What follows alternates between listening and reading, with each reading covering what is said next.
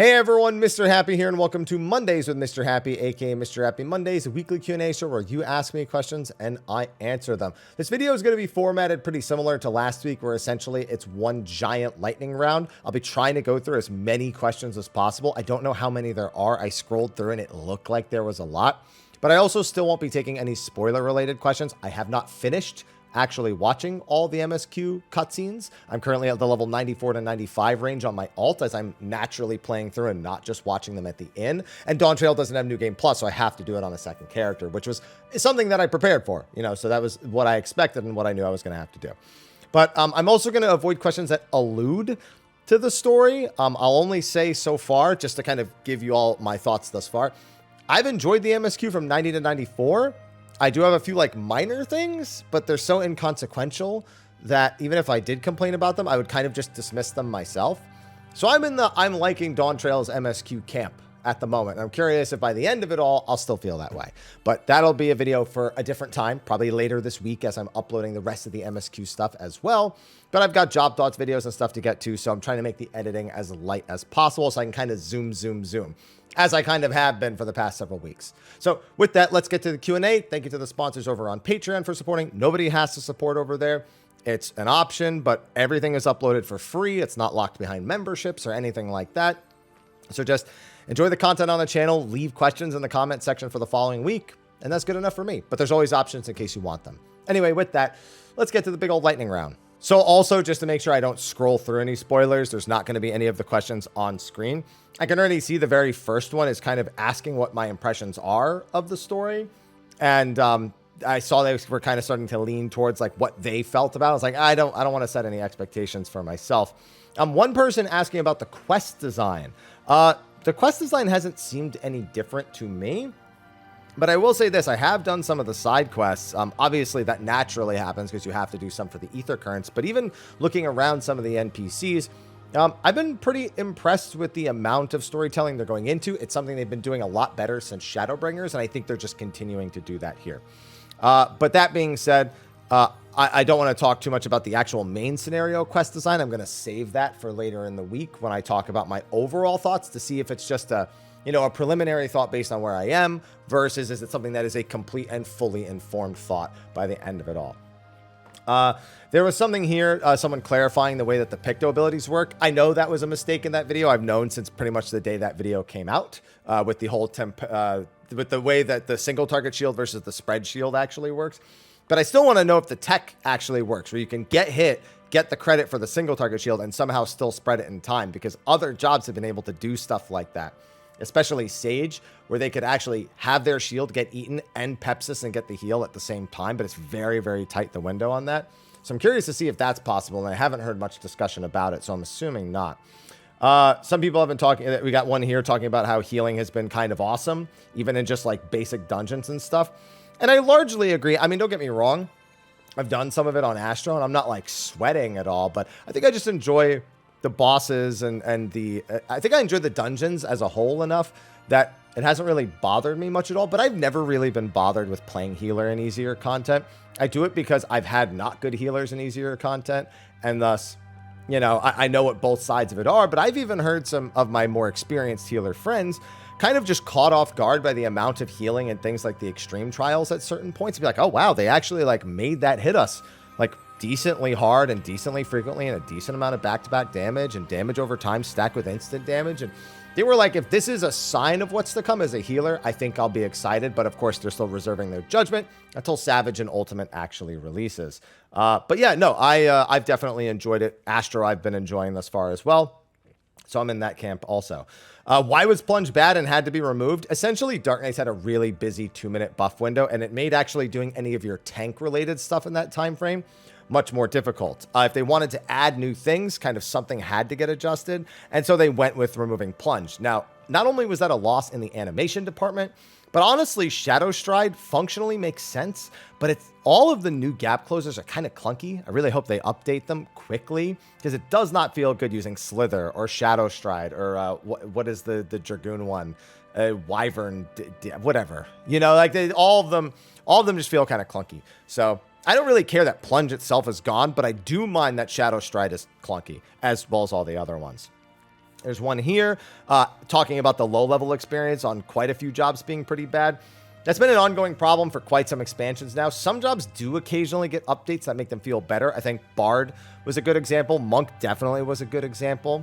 But I think there's still a lot of examples of either certain roles not having AoEs early enough, or basic abilities that are like off globals, like for White Mage not being particularly good. In fact, you even mentioned that where like White Mage's first off global, that's a heal, that's like a direct heal, is Benediction. And yeah, that's always felt bad. And then there's other like little things that just don't line up. I mean, even now looking at Gunbreaker, anything level 99 or below is just a significant change with Lionheart being gone. So, and that's not a low level, that's one lower of a level. So that's it's going to continue to be a problem.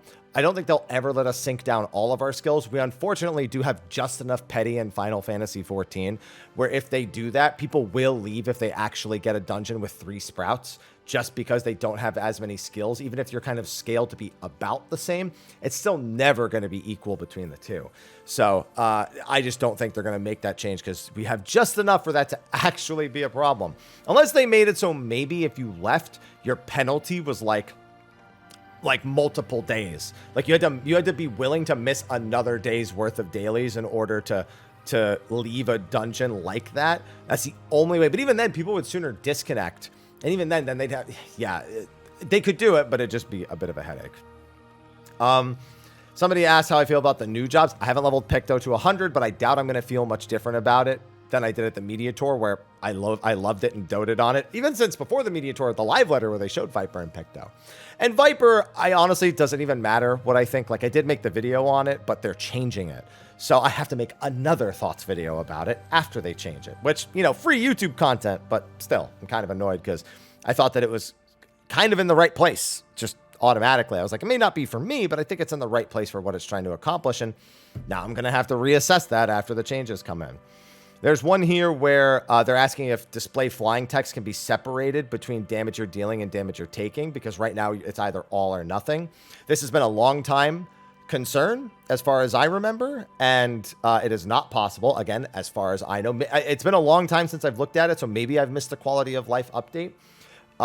If you were told it was possible, then it probably is, and you have been told. So I'd have to look at like, I'd have to log in right now and just kind of look through the settings myself, and I guess I could do that while I'm reading through the rest of the questions. I mean, I have the game in, I got AFK logged out, you know, because I wasn't playing, and, you know, it doesn't really bother me to get instant locked out. What's the queue right now? Yeah, queues are basically down to nothing, so I'll take a look, but I don't recall because I've never messed with that setting. I've always just left it as is. So if it is possible, it would be right where the actual setting for it is. How good do you think our prospects are for getting another tank or healer? Next expansion should be a tank and a ranged DPS if we get 2 jobs.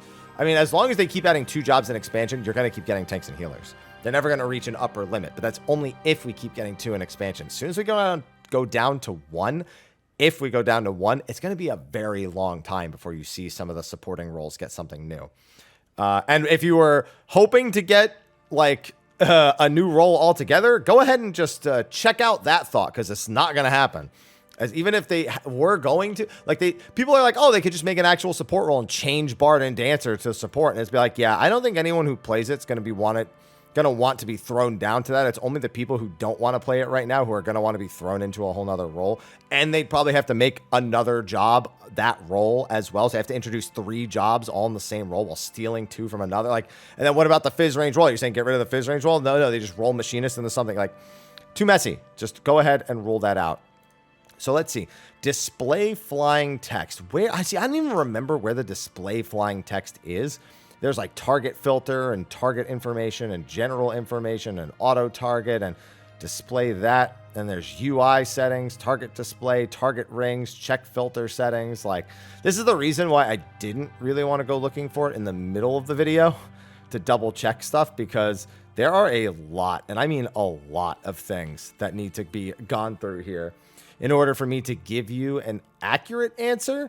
And I'm going to go out on a limb here, but I think an accurate answer is probably what you're looking for. Maybe I'm crazy, but that might be the kind of thing that you were hoping for. Yeah, display flying text and flying text size, display pop-up text and pop-up text size. And those are the options I remember. I don't remember there being some sort of sub option for changing it, unless, of course, those themselves have them maximum, large, and standard. And yeah, that's what I thought, but I was like, maybe I'm wrong. So if there is another location, I am unaware of it. So that answers that question, I suppose. Hey, Haps, I was wondering if mitigation, whether it be personal or targeted, works on damage over time the boss applies to us. Yes, anything that reduces incoming damage or reduces the enemy's outgoing damage does affect damage over time. Damage. Effects probably would have been the smarter word. That is why mitigation, actual damage reduction, is more valuable on dots than something like a shield. So, for example, let's say that you were trying to figure out where you wanted to put spread low for Scholar in a fight, and there was a big attack coming out, but it puts a dot on everyone afterwards. Now, generally, when you use spread low, it's to ignore a large case of instant damage that's dealt to the party. You don't really want to have to stack it with everything else. You want to save everything else for other instances. So, on something that applies a big dot like that, well, it's not something you would rule out. It's something that would have to be necessary because you need everything else for other things, or you would lose a spread low use in the fighter. Something along those lines. Or the hit is just so hard hitting that you need that, and you need the mitigation not only to survive, but to reduce the dot damage enough to make it manageable. But you do generally want straight up damage reduction, whether it be on the boss or yourself, in order to reduce damage over time effects. From what I understand, it does work in EX1 as well, but it's not that significant because the number itself is not as big as more like short-term dots tend to be on bosses. But it does, from what I understand, it does affect. That's what I was told by tanks and healers when I was first going through it, that it was affecting it. So I'm taking their word for it. Question about content creation. Do you feel creators sometimes have to force themselves to speed through a game in order to get content out? No, it's all about the kind of content that you cultivate for your channel. Plenty of people, when they cultivate their content, they may put a lot of hours into it, but they're still very much playing it at the pace that they're comfortable with. For example, I'm comfortable at the pace of getting to an EX trial on day 1 and going back and doing the story a week later. It means people can feel free to watch my content without worry about the spoilers, because worse, they'll get like locations and NPCs and stuff spoiled, but not the actual context of what's happening. And B, it allows me to get content that's useful to people out sooner. And I value that more than slowly grinding through the story day 1 and 2. So the only time that's ever not been the case was Endwalker, where I did play through the story naturally because that was the thing that made the most sense. But that's because that's what I wanted to do. That was my pace to play and my decision. Now, there probably are people who do that, but most people tend to play within the parameters of what they enjoy, even if they are also doing it for content. So while there are some out there, I don't assume it's very many, or at least less than you might think. Are there any cool locations you'd like them to make a variant dungeon based around? You know, it's funny, Sil D would have been that choice if it wasn't the very first one. That, like, if let's say we had gotten either of the other criterions first, and I would have had to then think about it, Sil D would have been a choice. But now I'm kind of just curious about where they'll take us with it. I'm not really worried about them taking us to a specific location. Then there's one here that is a quick question. Does the Wondrous Tales from the week prior to Raid have capped tomestones?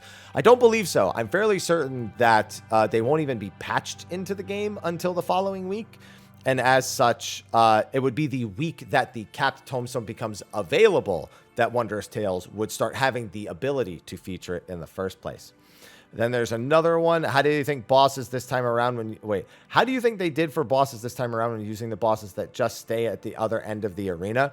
I think that specifically in regards to one of the extreme trials, that they did a fantastic job. It's one of those fights that's so omnipresent with what you need to look at both on your sides and behind you, and for the other visual tells that don't come from the boss, that it works it works in the same way that kind of Shinryu does in that regard, because Shinryu is kind of regarded as a good wall boss, and I think what we got here is also a good wall boss. Now, it's not all of them, but at the very least, they do have one good example already, and the others that they otherwise have are not bad examples. They're kind of replicating other good examples to a lesser degree. So I think they've done okay with that thus far. Not like fantastic, one good case, but you know, otherwise overall average or above average. Do you think they'll make wands available for glam? No. I feel like if they were going to do this, they would have done this ages ago. And 2, do you think... I know that with the changes to wands and shields, you might be thinking that, but I guess I'm just not optimistic. I can't say that they wouldn't, but I'm just not optimistic. You think they'll make Emperor's new staves? No, I don't think they'll make Emperor's new staves. Sorry. Not a bad idea. I want to note that. Not a bad idea. Am I confident? No. Just a quick question. Is the 1-2-3 to 1-1-1 combo change coming in a certain patch? They were never doing that. What I have stated about that is that people were expecting that was what it was going to be, and I was hoping it wasn't that, or just from like a personal preference point. And I didn't think that it would be that on a personal opinion point, and I was correct. They already did the button consolidation update. There's options in your job list menu, but anything that doesn't have an option isn't getting that. Do I think that's probably going to happen at some point? I think so. I think Viper and Pycno might be kind of like the trial run for that in PvE content with the way those abilities work, to see how they can make a job be engaging while making sure their kind of most basic stuff all is shared on one button. And I think they do a decent job at it because those jobs were designed for it from the ground up. Does that work on all of them? Not necessarily, but I think they could make it work on more of them. So don't be surprised if it does happen, but there was no promise of this happening in the first place. And then someone's asking about one of the dungeon boss themes.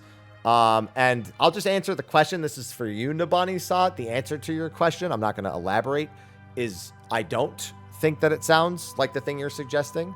Hopefully that is a decent enough answer without me having to dive too much into it. There's another one. Let's see. You mentioned how there were many things you mentioned you didn't like about Endwalker. Hey, there were still a lot of things I did like. While it is early, do you think your biggest complaint about Endwalker... What do you think your biggest complaint about Endwalker was? The reward structure, which we have no inclination about. They've made some smart decisions for the start of an expansion. For example, the Tirali bicolored gem voucher being different from the Endwalker one. It creates a divergence in the market alongside the materials you otherwise buy with gemstones that I think is healthier for a long-term market. It means every expansion, we can expect that expansion on bicolored gemstones. And it kind of keeps those things relevant if you're someone who finds value in farming fates to make money, or if you just want to farm for the mounts yourself. So that's a smart decision, but it's like the only new decision that I can really judge loot-wise. Do you believe it is resolved? Yeah. And for the second question, jobs are now above 100,000 HP. Do you think we'll get another stat squish? Yeah. So if they level squish us, they'll stat squish us at the same time. If they don't level squish us, then I fully expect a stat squish regardless. I don't think 8.0 will be above 100,000 health anymore. And I think they need to squish us more this next time around. Then we have this. Why do we still have positionals? What's the point on most extreme trials or bosses? Well, I mean, while there is the occasional wall boss, you can absolutely optimize on harder bosses to make sure you get positionals without foregoing doing the mechanics correctly. You use True North or any of your job skills that provide a benefit. I know Dragon Sight doesn't exist anymore, but I'm still saying it. To make up for the times where you can't, and it's basically a form of skill expression. If there are positionals available and you can do them safely without jeopardizing the party, and other people can't, then that does create a form of skill expression, which players do very much enjoy on the higher level. I tried really hard to play Monk before and felt like I was letting people down because my DPS was so low because of the positional thing. Okay, I'm going to potentially hurt your feelings on this one. So you said before, but I'm telling you that if before was anything like, I guess I'll go back to Stormblood. If you mean that you haven't tried playing it since Stormblood, I kind of understand. A Realm Reborn, Heavensward, and Stormblood Monk was still very positionally heavy. And if you couldn't do the positionals, then it hurt. Now, also Shadowbringers, but not to as much of a degree. Positionals were a lower percentage of the overall DPS for most jobs by the time Shadowbringers came around. But generally speaking, nowadays, both now and in Endwalker, while you want to be hitting positionals, it's not part of your damage, double negative. Low damage, like having generally like low damage for your job is not because you can't do positionals. So if you were like an Endwalker and your monk damage was low and you go, oh, it's because I'm not doing positionals, like that's not the reason. It's because you're not playing the job correctly. Or you're like throwing away GCDs because you're overpriced. Like that's the problem. There's not enough context here where it could be like your information is so old it's not relevant anymore because there's not that many positionals in the game, or it was recent ish, like within the last 2 years, in which case that's not the reason your DPS was low. It was a fundamental lack of playing the job correctly. Then we have, we got someone on Xbox saying they crash very often. Hope you're doing well. Do you know when they're going to end restrictions on traveling? The patch that, the Lodestone post that even said they were doing it said 0.01 or 0.05, depending on how things go. Right now, I feel somewhat confident it will be 0.01, but we'll have to wait to see. Can you explain potency? Is there a calculator somewhere or something that explains how it works? Players themselves have gone to figuring out what potency actually means by kind of reverse engineering the math on it. But essentially, higher potency means more damage. That's all you really need to know. If it has a higher potency number, it deals more damage. Anything more than that is not important enough to the average player, and it only matters for the people who really want to know the math behind it. Then there's more Xbox problems. They said when the raid level crafted gear will be released in 0.05 at the same time as Savage. Now, this was the same as an Endwalker. I want to remind people that the only thing that actually changed in Endwalker was the Savage raid being released 1 week later on the 0.2 and 0.4 patches. On the 0.0 patch, Savage was already separated from normal, and gear was always released the same day as Savage. There was no intent to separate when the gear was released, the crafted gear, versus the raid. So that was just kind of a byproduct that they had to consider when they balanced the raid for the following week's release. So there was never any reason to really think this was going to be different because it was never really a point of discussion or a topic. We've never once said, hey, make sure Savage gear release is separate to the fight. We kept saying, oh, give us a week between Savage and normal, and we're good with that. Same with the capped tombstone. Now, what I will say is this. Because of statements like what you're saying and people acknowledging that they would like that separate, I think feedback will lead into this change in 8.0 because this particular thing has not been a discussion point, and I think it will be a lot in the coming weeks. So I can't say for certain, but please look forward to it in about 2.5 years. 14 Elden Ring collab when? Never. What's another? The so-called healer strike. Did you find it funny how healing was necessary for the later trials? Necessary is a strong word. Really skilled players can always find a way to make things less necessary. But what I will say is this. They certainly made sure that you wanted healers for more than the average player, which to be fair is 99% of cases anyway. Most people don't run a tank in 3 DPS and then go do dungeons with their friends. Most people don't even have 3 friends to run dungeons with. They just log in and like do the stuff that they want to do, and they don't really worry about, you know, coalescing groups of people, or they don't like talk to them in link shells or FCs. They talk to them in Discords, and then they have to do data center travel, and they don't even want to do that. They just want to enjoy a couple hours after they're done with work or something like that. So it was never really a widespread thing to begin with, which is why I laughed about it so much. Endwalker's relics, trash or keep? I mean, I always say keep, but still, because you already made it. Like, why would you trash? I mean, I guess the inventory, but like manage your inventory better. I think we need to overhaul the economy when it comes to trials, raids, and alliance raids. I mean, this has been a discussion. We've talked about alliance raids being more handy at upgrading item level because they release so long after everything else. Trials, they've already been upending that by making sure we get more stuff from them. And raids themselves, they've also already upended. They've already done this, and they're going to continue to keep doing it. You need to run 309 times to get all weapons and the mount. I mean, yeah, in the worst case scenario. Yeah, like, I'm of the opinion that if the bar is collecting everything, you can't use that as the bar. The average player gets 1 or 2 things from most pieces of content, whether it is a relic, whether it is a trial, like, regardless, they're only getting a very finite number of things. Not like such a small sub percentage is ever trying to collect absolutely everything. I think that them going back to 1 totem for the start of the expansion, probably because extreme trials are all we have really for like the next 2 weeks, or at this point, the next 8 days until we actually get the normal mode raid, and then another 2 weeks after that for Savage. I think that's why they made them 1. I don't agree with that decision. I think they were just on the right track to always make it 2 totems regardless, and then eventually bump it up to 3. which I do think is the inevitability there. Alliance raids, yeah, we've talked about alliance raids for getting like coins or upgrade materials, or even just increasing the item level of the dropped gear as a whole. And then being able to exchange older tokens in exchange for Allegan tomestones. We can put older raid and alliance gear into the trader. See, I don't like the idea of putting old alliance gear into the trader at all, because I don't want there to be not a reason to run the raid. Like, I don't want to create less of a reason to do the older content. So that I definitely can't agree with. Picked up my book this week and blasted through the objectives. Got 3 lines. The problem being that I hadn't hit level cap when I picked the book. So apparently I don't have access to the gold cert. I didn't realize that was a problem. Yeah, you have to. Yeah, so the question is it going to update? No, your books are set in stone. The moment Tuesday rolls around, the book is decided. Sorry. I have any thoughts about the Neverland team becoming part of the world race now? I think it's long overdue. What the actual far-reaching effects are, I think it's a bit more nuanced. There's been a lot of question about the use of third-party tools when it comes to endgame rating. And in fact, it's a pretty commonplace that most teams have at least one person that's using something.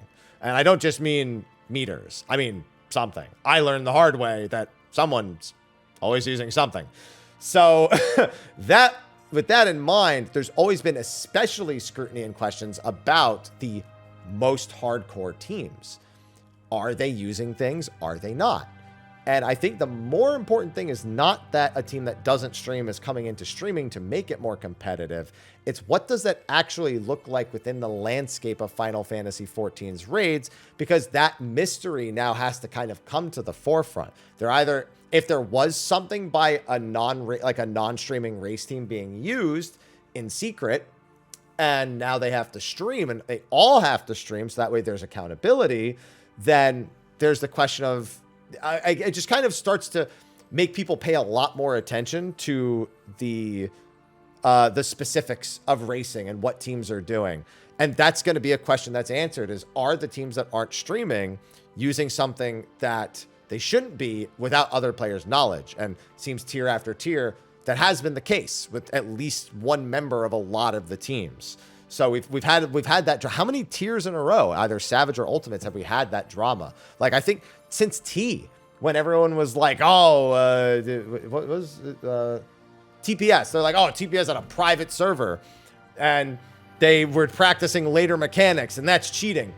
You know what blows my mind about that is the the self-actualizing prophecy. People said, oh, they're cheating, they're doing that. Do you know what one of the most widely used raid tools is right now? It's the sim. Like, I get that it's not in-game and it's not, quote, a private server, but it does exactly what that meme was about and lets people practice later phases without having to do the earlier phases to practice. Like, the fact that everyone memed on them for that, and was like, that's ridiculous, I can't believe they're like, it was just a rumor too, and everyone was like saying, yeah, they definitely did. And now it's like a widely accepted and used tool. Blows my mind how that moved around. But granted, I bet most of the people saying that were not people who raid and not people who would even consider using this thing. So it cracks me up. It just cracks me up. But that's going to be the big thing that comes into question is, and now all eyes are going to be on on any team that falls into this position, whether it be Neverland or another team that decides to now stream because Neverland is streaming. It's going to be interesting. It's going to be very interesting to see how it actually impacts stuff. What do you think about Viper not having a dot as well as Viper? It's kind of weird, but I mean, have you played 14 in recent years? Is anyone really surprised? Anything about the old PvP rewards returning? Nope. Same question I have, to be completely honest. Let's see. Picto's more intuitive. Oh yeah, going through the Viper tutorial. There are abilities that chain like no Viper again. Viper do not read anything. It makes things so much worse. You think turning off button consolidation that can see the actual progression would help? No, I don't. Actually, I think just don't read. Just understand what each of your button presses does and don't think about it. Because your finisher is literally just a flank or a rear, but there's 4 different finishers. And then your second button is always the damage buff or the haste buff. And your first button is always damage or the debuff. So, no, I don't think it would make it. I think reading less is actually beneficial to understanding Viper and just getting down to the intuitive gameplay and what each actual press of the button does. Let's let's see. What's your favorite or least favorite part of the expansion so far? I don't really have a least favorite. Like I have parts that aren't like the encounter design is the most exciting, but I don't have like a, oh, I can't believe they did that. You know, like, oh, that's not good enough. Like I don't have that yet. Like it's just some funny bugs like with Circus Tower, but like that doesn't really matter to me that much. I just think it's kind of funny. But still, I think the dev team would be receptive to potential job work suggestions from collaborations with no. Okay, let me be clear. They should never ever look at an individual like a content creator and be like, oh, let's collaborate with them on a job. No. And I include myself. Don't do it. Don't ever do it. You can't. No. Don't do it. Do not do it. Like, don't get me wrong. Can you imagine being the content creator who worked on a job and is now constantly in the public face, and something about what you did and what they consolidated gets thrown on you, and you're public facing? Like their devs get a lot of stuff, and Yoshi P has to be like, no, blame me. Stop attacking them. That's not fair to them. You know, I can take it, but they're just doing their job. And can you imagine being a streamer and being in those devs positions? Like, not a good idea. Or a content creator of any kind and being in that. No, not a good idea for the creator and for Square Enix as a whole. Because then it makes it look like they value the creators more than their average player base, or even more than their own dev team at developing things, which I don't think is a good message to send forth either. Saw a funny question here. Oh, is that actually the last question? There weren't as many as I thought there were going to be. Let's see. Oh my God, another. Woo! Oh man. Of course, the very bottom comment, which means it's the most downvoted, is tripling down on being rude and dismissive of the healer strike for no real reason. No, the real reason is people keep commenting on it, and it's just funny. What's funny about it is it's downvoted to the bottom. So that really says all you need to say about it. Every time I bring it up, every time I get some free clicks on it because of it, it's like, bro, your comment, everyone just downvotes the comment anyway. It's like clear, like the people are speaking. It's not even me at this point. I just scroll all the way to the bottom where you could tell, and it's the most engaged with post, which normally goes to the top, but the second most engaged with post is at the top, which has 7 replies because there's a general positivity around it, and some actual discussion. Where's the oh, it's not even just me, it's the comment section too. That's the funny thing. That's what's so funny about it to me. Anyway, that's gonna be a wrap for this video. I can't wait to scroll to the bottom of the next one as well. Anyway, that is going to be a wrap for this week's episode of Mondays with Mr. Happy. I'm going to get to working on some of the other stuff. Unfortunately, I had a bunch of disconnects on stream today, so it's going to be a little annoying getting the MSQ stuff together, but I'm sure it'll be fine. It just means long render times and less actual, you know, like it's not like an actual headache. The render times just suck. And I'm going to get to working on Job Thoughts videos, and we've got a bunch of other guaranteed content over the next couple of weeks between State of the Realm, patch notes, normal mode raids, savage mode raids, job changes. For like, I'm bursting at the seams with content ideas, and that's without them introducing like random lodestone posts, and stuff too. So I'm going to get to working. Thanks everyone for watching. I will see you all in the next video. Be sure to ask your comments in the question section below, and the questions in the comment section below. Anyway, I'll see you in the next one. Until then, take care.